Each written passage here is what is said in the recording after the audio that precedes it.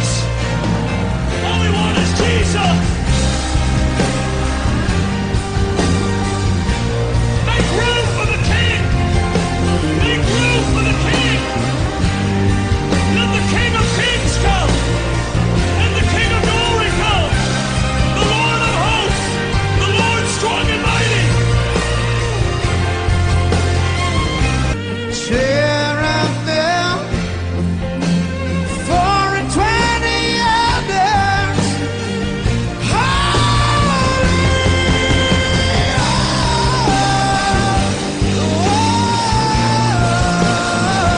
The King. Behold the King. Behold the King. Behold the King.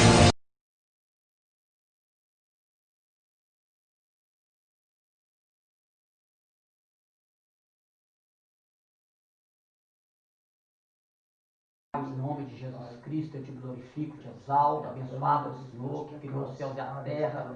O Senhor é que é o Rei do universo, de todas as coisas.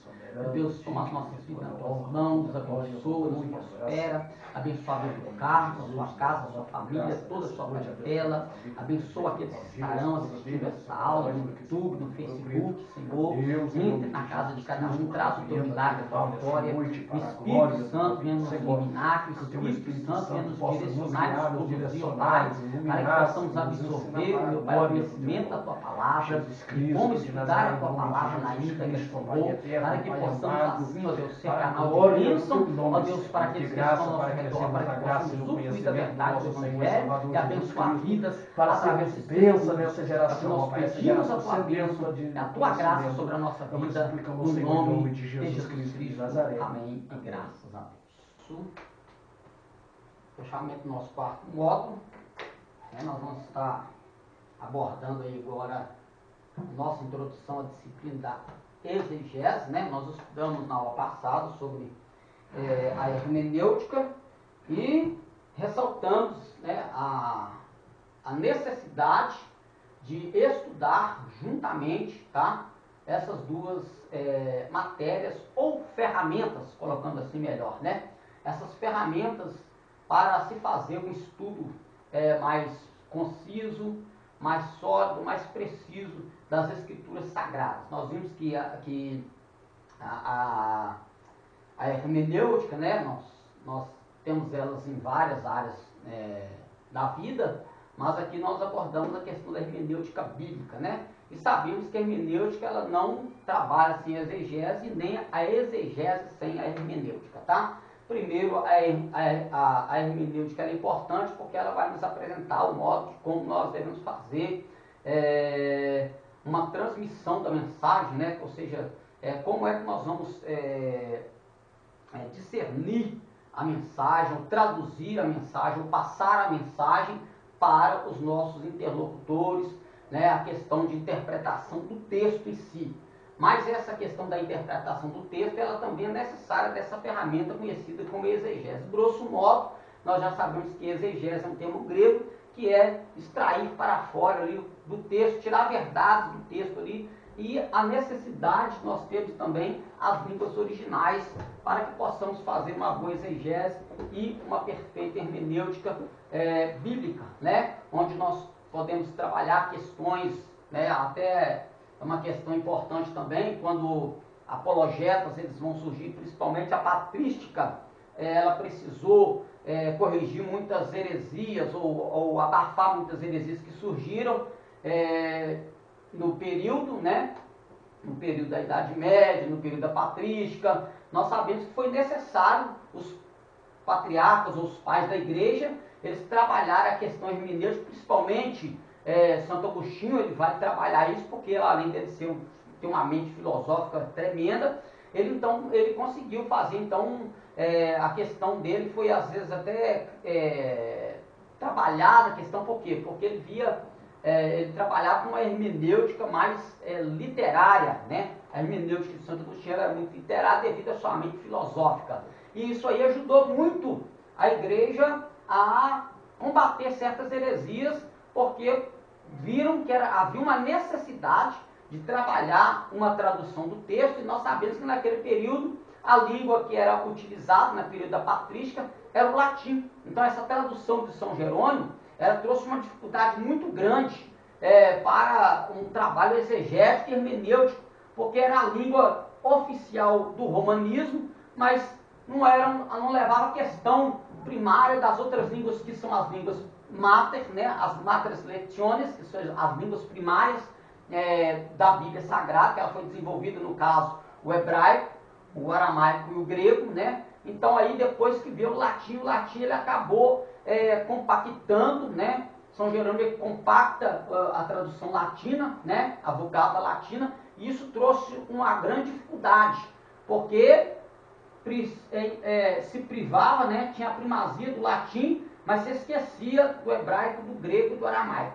Então, quando a patrística foi vendo as heresias surgindo, eles precisaram então voltar aos primórdios das línguas originais e trabalhar isso. E aí Santo Agostinho ele vai trabalhar com essa questão da literária da Bíblia, e ele vai fazer isso com uso exegético e hermenêutico. Tá? Então a hermenêutica ela é importante, tá? principalmente nos dias de hoje, onde nós temos várias traduções, são vários comitês de tradução, tá? São traduções que vêm do inglês, como nós temos a King James, né? Nós vemos aí que a King James já tem a King James atualizada. Nós temos a João Ferreira de Almeida, que é a Bíblia que aqui no Brasil é a Bíblia de cabeçalho, a Bíblia de ponta, é a João Ferreira de Almeida, mas ela também já tem as suas variantes em traduções, né? Nós temos a João Ferreira de Almeida corrigida, nós temos João Ferreira de Almeida atualizada, nós já temos a nova tradução na linguagem de hoje, nós temos a atualizada, João Ferreira de Almeida atualizada, nós temos a fiel. Então nós temos muitas traduções e muitas correções.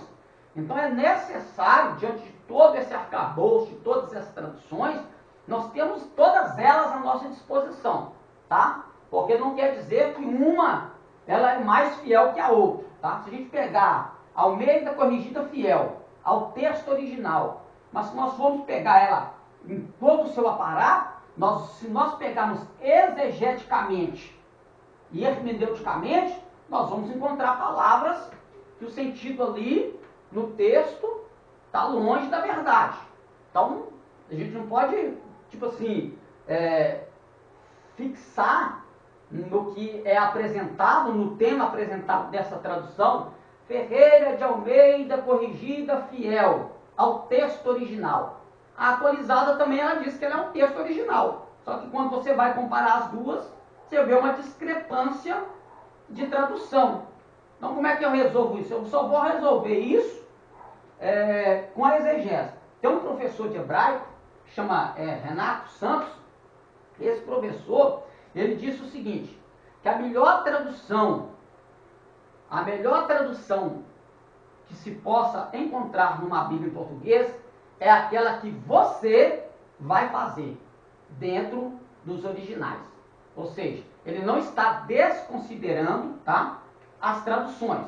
Ele apenas está querendo dizer que se você encontrar uma discrepância, uma discordância em traduções, pega o texto original, procura os dicionários. Hoje, né, nós temos a facilidade da internet, procura sites e vá ali e procure dentro do original qual a tradução que está mais próxima. Se der tempo aqui, eu vou abordar uma questão que a gente já até estudou antes, mas uma questão que a gente já até estudou antes, vai ser plausível a gente fazer isso aqui, de uma tradução. Que algumas traduções, que por exemplo, na nova linguagem de hoje, ela já deu um sentido diferente do que a gente tem na fiel, do que a gente tem na corrigida e do que a gente tem na atualizada. Então ela já está um pouco mais próxima, ela não quer dizer que aquele versículo, aquela expressão que ela trouxe ali um pouco mais próximo do original, não quer dizer que todos os textos ali vão estar próximos. Então a importância do original é isso aí, tá? Então a exegese, ela veio para ajudar a gente nessas questões de traduções e procurar entrar dentro o mais próximo possível. Por que mais próximo? Mesmo com a gente sabendo disso, mesmo a gente conseguindo fazer isso, a gente pode ter uma dificuldade. Por quê? Porque de uma raiz de uma palavra hebraica, você pode chegar em várias palavras. Então o contexto ele vai te ajudar, Então, por isso a necessidade do contexto, né, hermeneuticamente, e a necessidade de conhecer a mente do autor. Como que eu vou conhecer? Procurando entender onde o autor estava, para quem que ele estava escrevendo, qual que era a intenção dele, o que ele estava corrigindo alguma coisa, ele estava direcionando alguma coisa, ele estava tentando falar com alguém. Então, muitas perguntas têm que ser feitas dentro de um texto para a gente procurar mais ou menos aproximar a expressão da raiz da palavra e colocá-la no texto para a gente entender o que é que estava fazendo. Saber se aquela palavra cabe na pessoa de Deus, se aquela palavra só cabe na pessoa humana, se aquela palavra cabe na pessoa de Deus e na pessoa humana. Então, tudo isso a exegese coloca diante da gente para tentar fazer uma tradução. Lembrando que não é aceito, já vou pôr, não é aceito pela maioria dos teólogos que a tradução de uma pessoa só ela seja mais plausível do que uma comissão.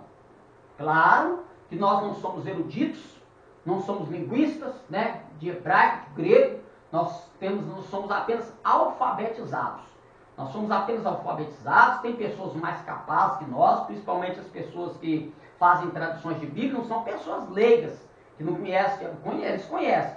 Mas o porquê que às vezes sai essa discrepância, não posso te dizer porquê, tá? Não tem como responder essa pergunta. Por isso a necessidade da gente ter o cuidado, tá? O cuidado de procurar isso. Então Paulo ele fez isso até quando ele estava na prisão, né? Pediu os livros, pediu os pergaminhos, para quê? É certo que ele vai examinar texto, ele vai continuar estudando. Então, quer dizer, ele está procurando mais alguma coisa que talvez ele não viu, que talvez alguém fale, não, é o que eu estou citando aqui, porque tinha que ter ele não pediu aquilo à toa. Se ele pediu, quando está na prisão, se ele pede para Timóteo trazer os livros e os pergaminhos, é porque alguma questão houve e ele estava tentando procurar alguma verdade no texto que talvez para corrigir algum erro, talvez até para alguma coisa que ele mesmo talvez pensou ali, ele queria trabalhar aquela situação, tá? Isso aí eu estou falando, mas algum sentido tem dele ter pedido isso. Não foi à toa simplesmente saber que vai morrer, mas ele preocupado ainda com o conhecimento, de conhecer as escrituras, tá ok? Então a exegese, a grosso modo, é tirar. Então nós vamos entrar aqui, vamos ver se a gente consegue aqui terminar hoje, para a gente poder entrar naquela explicação, se não der a gente termina na próxima oportunidade, tá? Então vamos lá então. A palavra exegese tem sua origem no termo grego exegese, que tanto pode significar narração, guiar, dirigir, governar, descrição ou apresentação, como explicação e interpretação, que por sua vez origina da exegeomai. Exegeomai significa conduzir. E, exemplo, respectivamente, expressa a ideia de para fora, ou seja, conduzir para fora a verdade que o texto tem. Significa significado proposto para exegese seria, etimologicamente, conduzir para fora. O exegeta e hermenêutica. O exegese e hermenêutica. Tênue é a linha limítrofe entre a exegese e a hermenêutica. Haja vista que ambas possuem uma intrínseca relação. Todavia, apesar dessa íntima relação, é necessário serem feitas as devidas distinções entre exegese e hermenêutica. Uma não trabalha assim a outra, tá? Mas elas são distintas entre si. Uma vai interpretar o texto e a outra vai te auxiliar nessa interpretação, trazendo a verdade para que essa interpretação seja exposta, né? O vocábulo hermenêutico se origina da palavra grega hermenêutica, que por sua vez é derivado do verbo hermenei, que possui significado similar ao de exegese, isto é, interpretar. Ordinariamente, trata-se dos princípios que dita as regras gerais ou específicas a serem aplicadas na busca e na determinação do sentido do texto. E, por sua vez, a exegese, como já fora supracitado, trata-se da aplicação concreta de regras hermenêuticas. Portanto, ela consiste na explicação propriamente dita do texto. Então nós já aprendemos isso aí, que a hermenêutica ela vai trabalhar os métodos de interpretação e a exegese vai explicar o que esses métodos trouxeram à luz do texto. A hermenêutica pertence ao grupo de estudos bibliológicos, isto é, aos estudos centrados na Bíblia.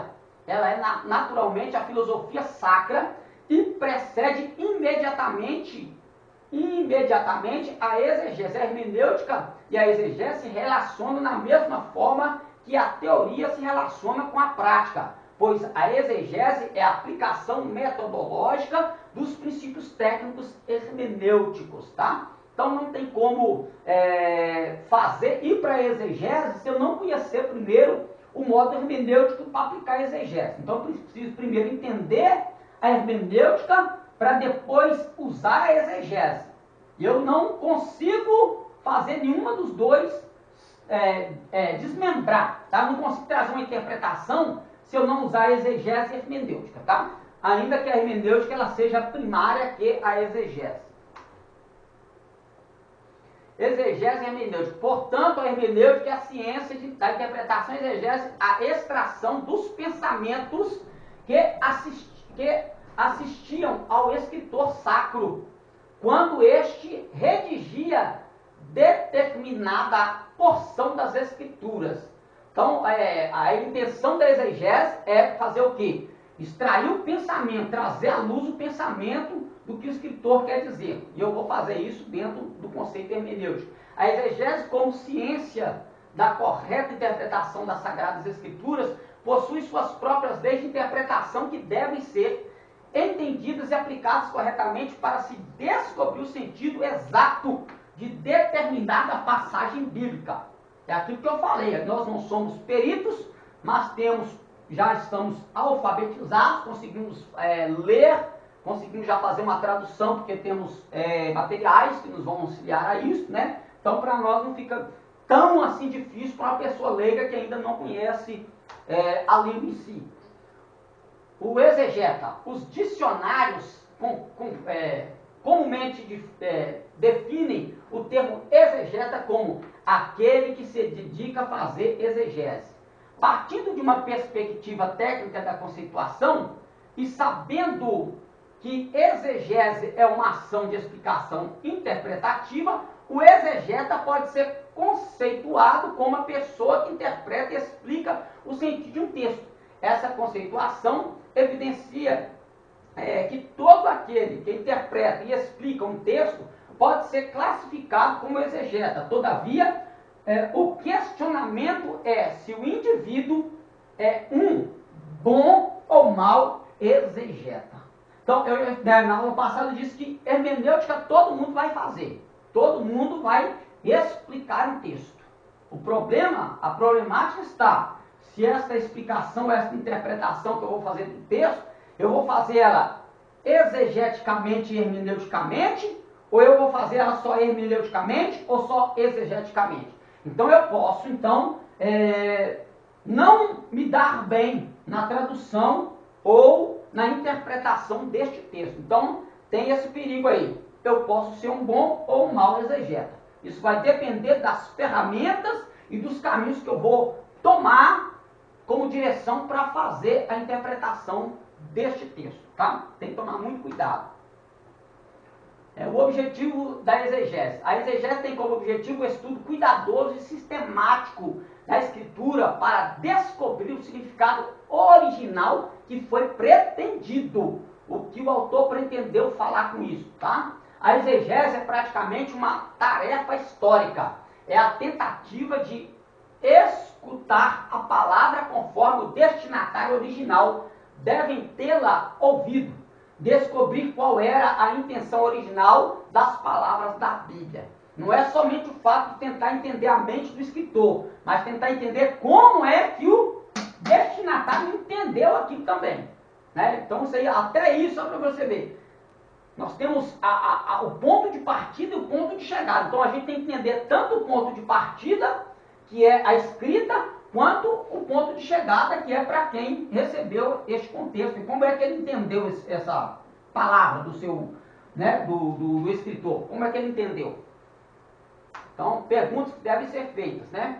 Esta é a tarefa que frequentemente exige a ajuda do perito, aquela pessoa cujo treinamento a ajudou a conhecer bem o idioma e as circunstâncias dos textos no seu âmbito original. Circunstância naquilo que eu sempre abordei, questão cultural, questão geográfica, política, tudo isso vai influenciar. Eu tenho que preocupar com todas essas ferramentas, circunstâncias, para tentar entender o que o escritor quis dizer e como foi que o receptor da escritura entendeu. Então, se ele está fora de um contexto, né, por exemplo, quando mandaram lá, né, a questão de Herodes para João Batista, ele vai dizer, para João Batista, não, para Jesus, né? Se não me falha a memória, vai dizer assim, vai lá e fala para aquela raposa, né? Então, vieram buscar uma resposta, só que a resposta que foi dada foi um pouco rude, mas o que é que ele quis dizer com aquilo? Diz aquela raposa. Aí você tem que procurar entender o que é uma raposa. O que é que a raposa faz, né? Qual é esse sentido de raposa dentro da Bíblia? Nós vamos ver o escritor dizendo, né? Apanhar as raposas, as raposinhas que fazem mal, né? Comem as flores, ou seja, ela impede do fruto crescer. Era justamente isso que Herodes queria impedir o crescimento ali da mensagem, né? Então, muitas circunstâncias a serem entendidas. É complicado, né? Historicidade. Desde que Deus revelou as Escrituras, tem havido diversos métodos de estudar a palavra de Deus. Os intérpretes mais ortodoxos têm encarecido a importância de uma interpretação literal. Outros têm empregado um método alegórico e ainda outros têm examinado letras e palavras tomadas individualmente como possuindo significados secretos que precisam ser decifrados. Então isso aqui quando a gente pega o texto original, principalmente quando a gente vai para a questão daquele sistema que a gente chama de gemátria, a gematria usada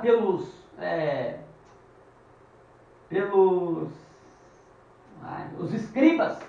A gematria usada pelos escribas era para que eles não errassem o texto, não passassem o texto errado, mas também tem um sentido ali no número de cada uma das consoantes. E tanto é que na gematria você precisa procurar o número primário, o número básico, o número único de uma palavra inteira para você, naquele número, descobrir o que significa, fala de quem aquele número, né? Não é numerologia, é uma questão de gemátria, que é um conceito rabínico e, como é que era o nome dos escribas, para entender o texto, para interpretar o texto. Então tudo isso é usado e você pode usar tudo isso também dentro de uma exegese, tá? Exegese patrística de 100 a 600 depois de Cristo, né? A escola exegéticas. A despeito da prática dos apóstolos, uma escola de interpretação alegórica dominou a igreja nos séculos que se sucederam. Esta alegorização derivou-se de um propósito digno, o desejo de entender o Antigo Testamento como documento cristão. Por quê? Porque o Antigo Testamento, vamos tirar essa palavra antigo, porque a Bíblia não é antiga, ela é atual. Vamos colocar a primeira aliança, ou o primeiro pacto, né? Ele é mais conhecido ortodoxamente como um livro judaico. Mas quando a gente vai para a segunda aliança, ou para o Novo Testamento, a Brida Hadashah, que a gente chama de Novo Testamento, né? A segunda que eles conhecem como segunda aliança, ele já traz o quê? A expressão do acontecimento da primeira aliança, do primeiro testamento, né? Mas ele já está dentro de um contexto que a gente, né, conhece como um contexto cristão, porque ele já é a manifestação de Cristo. Lá é a promessa, aqui é a manifestação. Então eles, né, tiveram o desejo de entender o Antigo Testamento como um documento cristão, ou seja, eles viam mais como um documento judaico, né? Se olhar grosso modo, parecia que não haveria tanta ênfase no Antigo Testamento, mas só no primeiro. É aquilo que a gente falou aqui, né? Que o novo convertido a gente já orienta ele a ir para o Novo Testamento, o Evangelho de João, para ele conhecer a pessoa de Cristo. Mas, se ele pegar desde lá do Gênesis, ele vai entender a história de Deus para com o ser humano, sendo que Cristo é o centro de toda a Escritura. Contudo, o método alegórico, segundo praticado pelos pais da igreja, muitas vezes negligenciou por completo o entendimento de um texto e desenvolveu especulações que o próprio autor nunca teria reconhecido. Isso acontece ainda nos dias de hoje, tá? Ainda acontece muito nos dias de hoje.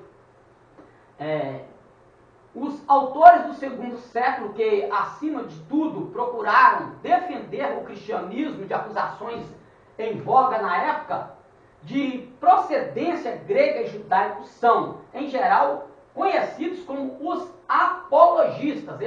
Os apologistas são aqueles que vão trabalhar as questões que surgiram, como até mesmo a questão da pessoa de Cristo, se Cristo era divino, se Cristo era humano, se Cristo era os dois, se Cristo era só um. Então tem essa discrepância aí, e os apologistas vieram para isso, né? É aquilo que a gente chama de apologética.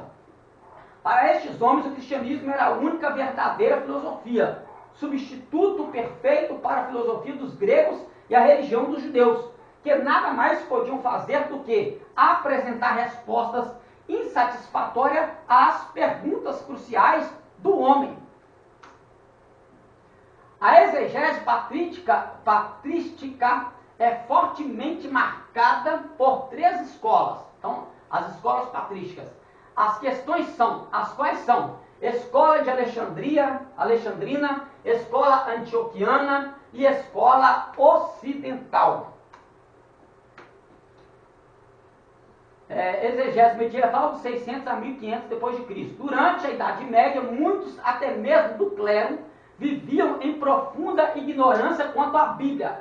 Os que conheciam eram devido apenas à tradução da Vulgata Latina. É aquilo que eu expliquei agora há pouco, né? Essa aí trouxe grande problemática, porque era só o latim que estava em evidência. Então aí foi preciso acontecer a questão da reforma, a tradução para outras línguas, e aí que foi se tendo mais liberdade para procurar o significado das expressões bíblicas dentro da hermenêutica e da exegese. E aos escritores dos pais. A Bíblia era geralmente considerada como um livro cheio de mistérios, os quais só poderiam ser entendidos de uma forma mística, por causa da língua, né? Nesse período, o sentido quádruplo da escritura, literal, tropológico, alegórico e analógico, eram geralmente aceitos. E o princípio de que a interpretação da Bíblia tinha de se adaptar à tradição e à doutrina da igreja tornou-se estabelecido. Então, para eles aqui, a questão aqui da tradição, a gente até estudou, né, falando sobre o romanismo, né? O romanismo, que tinha colocar às vezes a tradição, era a tradição que explicava a Bíblia, não era a Bíblia que formava as doutrinas, era a tradição de explicar as doutrinas bíblicas, né? Sem elas, segundo o pensamento do romanismo, né? Produzir os ensinos dos pais e descobrir os ensinos da igreja na Bíblia eram considerados o ápice da sabedoria. É o que aconteceu nesse período aí, né? Só Jesus na causa. A regra de São Benedito foi sabiamente aplicada nos monastérios e decretado que as escrituras deveriam ser lidas e com elas como explicação final, a exposição dos pais. Hugo de São Vítor chegou a dizer: aprenda primeiro as coisas em que você deve crer e então vá à Bíblia para encontrá-las. Está vendo a dificuldade? Nem um único princípio hermenêutico foi desenvolvido nessa época, e a exegese estava de mãos e pés atados pela tradição oral e pela autoridade da igreja. Tá vendo? Então essa questão aqui trouxe grande problemática, tá? Então a tradição, e hoje nós temos que tomar cuidado até com muitos conceitos congregacionais, para nós não incorrermos neste mesmo erro. E às vezes até tomarmos a posição de idolatrar o nosso sistema, vou colocar assim, né? O nosso sistema congregacional, colocando como se ele fosse o único verdadeiro, os demais vai tudo para o inferno, né? Então temos que tomar cuidado aí para não correr esse erro fatal aí, ó. A Renascença, né, o período da Reforma. A Renascença foi de grande importância para o desenvolvimento dos princípios sábios da hermenêutica. Nos séculos 14, 15, a ignorância densa prevaleceu quanto ao conteúdo da Bíblia. Houve doutores de divindade que nunca haviam lido inteira. Olha, você vê, o camarada era doutor em divindade, concernente ao que vinha da Bíblia, mas nunca tinha lido a Bíblia inteira. Como é que uma pessoa dessa era doutor em divindade, né? Vai saber. E a tradução de Jerônimo era a única forma pela qual a Bíblia era conhecida. Isso aqui rebentou, né? Mas a Renascença vai dar um jeito aí que vai surgir depois aí a Reforma. A Renascença chamou a atenção para a necessidade de se voltar ao original. Reulim publicou uma gramática hebraica e um lexo hebraico, e Erasmo de Roterdã publicou a primeira edição crítica do Novo Testamento em grego. Então nós vemos aqui que essa dependência da tradução de João Jerônimo começou a cair. Por quê? Porque houve uma necessidade de se voltar, aquilo que eu disse, né? Tinha que voltar para o grego, para o hebraico, para o aramaico, para entender o texto à luz do original e não somente do latim, porque isso aí era coisa forçada da própria igreja da época, né? Mas aí começou-se aí, então, esta reforma. Os reformadores, período da reforma, os reformadores criam na Bíblia como sendo a palavra inspirada de Deus, mas, por mais estrita que fosse sua concepção de inspiração, concebiam-na como orgânica ao invés de mecânica. Em certos particulares, revelaram até mesmo uma liberdade notável ao lidar com as Escrituras. Ao mesmo tempo, consideravam a Bíblia como autoridade suprema e como corte final de apelo em disputas teológicas. Aqui a coisa já começou a mudar de rumo, né? Aqui a hermenêutica já vai começar a ser trabalhada, porque vão se desprender da ignorância do latim e vão começar a buscar os originais. Aí nós vemos que a questão da reforma, né, que a gente cita o principal reformador como Martim Lutero, que vai traduzir para o alemão, trazendo então o conhecimento da Bíblia para as pessoas comuns, né? Vamos colocar assim, para as pessoas comuns. Isso ajudou por demais, e nós estamos aqui hoje tendo essa liberdade para buscar os originais, para entendermos mais ainda e mais e mais e mais. Exegese gramatical. No estudo do texto, o intérprete pode proceder da seguinte maneira: começar com a sentença, com a expressão do pensamento do escritor com uma unidade, e então descer aos particulares, a interpretação das palavras isoladas e dos conceitos. Três coisas pedem consideração aqui, né? Então a questão da interpretação, quando eu já tenho esse conhecimento, não conhecimento vasto, mas já sou introduzido na língua original, eu já posso começar a trabalhar a palavra, é aquilo que eu falei, né? Nós temos a tradução da linguagem hoje, ela já está usando uma expressão mais próxima do original do que a que tem mesmo o nome de fiel ao texto original. Então ela já chegou mais próximo, por quê? Por causa de uma palavra que está lá. Então uma palavra ela vai fazer muito sentido na sua interpretação do texto, tá? Por isso que a gente tem que preocupar com cada pontinho ali da Bíblia, tá? Cada ponto, né? A gente vai usar aquela expressão, né? Uma expressão linda, né? Que Jesus falou que não se pode omitir nenhum tio, nenhum J, né? No caso ali um Yud, né? Não pode se omitir das escrituras. Ou seja, a gente tem que pegar ponto por ponto. Aí a gente pega aquele ditado que quem sabe ler um pingo é letra. Ou seja, fixa em pontos. Então, palavra por palavra. Por isso nós temos palavras-chave, né? Livro de palavras-chave para a gente trabalhar questões de palavras. E hoje isso aí nós temos que nós chamamos de concordância bíblica, né? É a etimologia das palavras. O significado etimológico das palavras merece atenção em primeiro lugar, porque precede todos os outros significados. Como regra, não é aconselhável que o intérprete deva entregar-se muito a investigações etimológicas. Este trabalho é extremamente difícil e pode, ordinariamente, ser deixado para especialistas. Ao mesmo tempo, é aconselhável que o expositor das escrituras note a etimologia estabelecida de uma palavra, uma vez que isso pode ajudar a determinar seu significado real e pode iluminá-lo de uma maneira surpreendente. Ó, belíssimo fazer esse tipo de trabalho aqui na exegese, tá? Trabalhar, não ficar preocupado com coisas grandiosas, mas procurar um termo etimológico. Qual que é a finalidade dessa palavra, né? Nós vamos, se der tempo, trabalhar com uma questão aqui rapidinho, principalmente quando aqui estabelecer de uma palavra etimologicamente, procurar a raiz, tá? Porque tanto a palavra original do hebraico e do grego, eles têm uma raiz. Então aquela raiz dentro da área gramatical, ela vai te dar um significado único ou vários. Então a raiz, ela vai mandar muito na interpretação que você vai fazer de uma palavra para interpretar um texto. Isso aí é muito importante para a gente desenvolver esse trabalho exegético aí. Uso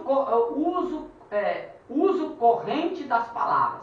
Para interpretar corretamente a Bíblia, o intérprete deve ter conhecimento dos significados que as palavras adquiriram no curso do tempo e do sentido em que os autores bíblicos a usavam. Sabemos que nós temos hoje o hebraico moderno e o hebraico bíblico. Você não vai, claro, tem a Bíblia no hebraico moderno. Mas para nós que estamos mexendo com a Bíblia, é mais plausível a gente pegar a Bíblia do hebraico, o hebraico bíblico, que tem o hebraico bíblico, porque ele vai trazer os sinais massoréticos. Os sinais massoréticos são sinais vocálicos que vai nos ajudar, tá? Às vezes na pronúncia e até mesmo a procurar a raiz da palavra, tá? Isso ajuda muito também. Então, de grande suma importância pegar o hebraico bíblico. Tem o moderno? Tem, mas de preferência o massorético. Se o intérprete tem alguma razão para duvidar do significado de uma palavra, como apresentado no léxico, ele terá de investigar por si mesmo. Então, você tem ali uma Bíblia feita por uma tradução, feita por uma comissão, ali, vamos colocar de 20 pessoas, exegetas, né, pessoas que são linguistas, são dominadores da língua original, conhecem bem a cultura hebraica, a cultura judaica, conhecem todos os costumes. Mesmo quando você tiver porque o léxico ele vai te apresentar várias palavras. Ele tem léxico, por exemplo, tem um léxico grego ali, que ele te apresenta a palavra e vários textos com vários sentidos desta mesma palavra. Então, muito bom o léxico grego que eu tenho ali.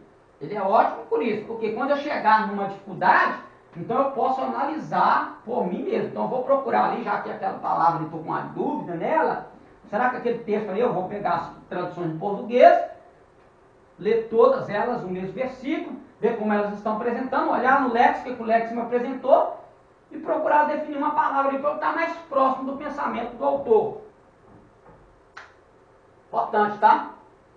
A maioria das palavras tem muitos significados, alguns literais e outros figurados.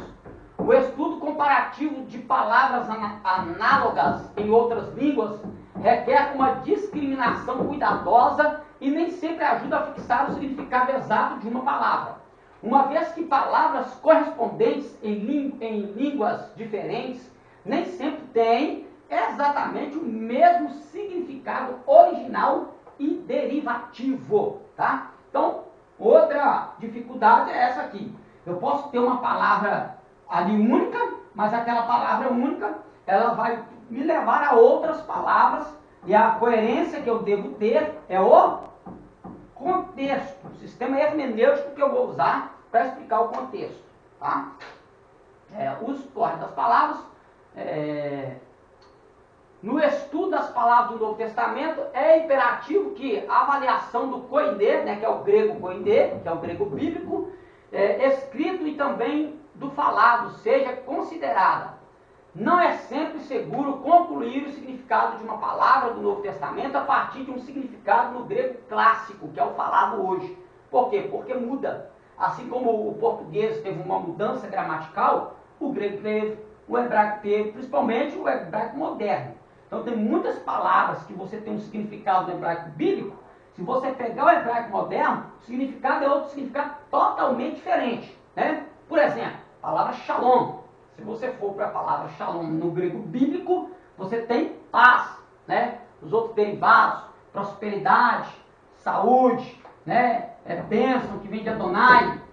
Mas se você pegar no hebraico moderno, você falar shalom, você pode dizer oi.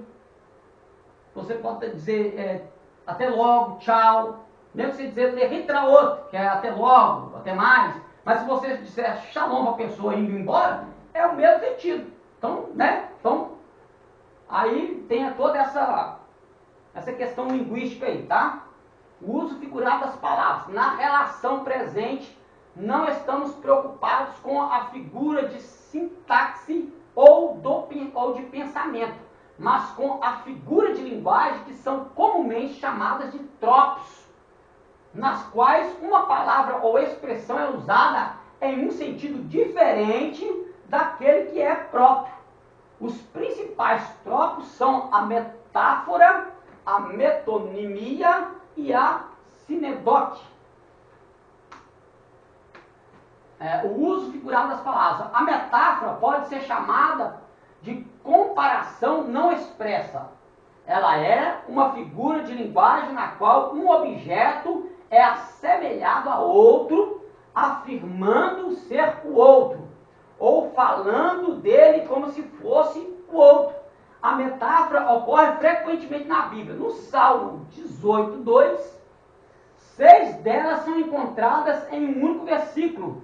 Jesus usou essa figura de linguagem quando disse aos fariseus: ide e dizei àquela raposa. Então Jesus fez uso, né, de uma metáfora, né? Ele não falou que Herodes era uma raposa literal, mas ele fez uma metáfora para os fariseus entender que Jesus não ia deixar ele parar de anunciar o Evangelho. E aí já expliquei a questão de pegar o texto lá para fazer essa comparação de uma coisa com a outra. Você quer perguntar? Não? Tá tranquilo? As metonimias também são numerosas na Bíblia. Essa figura, assim como a sinedoque, é baseada em relação em vez de em semelhanças. No caso da metonimia, essa relação é mais mental do que física. Ela indica relações como causa e efeito, progenitor e posteridade, sujeito a atributo, sinal e objeto assinalado. Paulo diz em 1 Tessalonicenses 5,19: não apagueis o Espírito. Mas o que é isso? Que força de expressão essa que ele está usando? Quando se refere às manifestações especiais do Espírito Santo. Não é que eu vou conseguir apagar o Espírito Santo. Não, eu simplesmente não vou dar nenhuma atenção aos dons que ele pode se manifestar na igreja, né, que são principalmente os sensacionalistas. Eles fazem isso. Eles fazem isso aqui, não acreditam nos dons espirituais. Não é que eles estão extinguindo o Espírito Santo, mas eles não acreditam nas manifestações do Espírito. Então, por isso, é isso aí que Paulo quis dizer, né? Ai, eu vou apagar e extinguir o Espírito Santo? Não, nada disso, né? A sinedoque assemelha-se de alguma forma à metonimia, mas a relação na qual é encontrada é mais física do que mental. Nessa figura há uma certa identidade entre o que é expresso e o que se quis dizer. Uma parte é expressa pelo todo ou o todo por uma parte. Um gênero pela espécie e uma espécie por um gênero.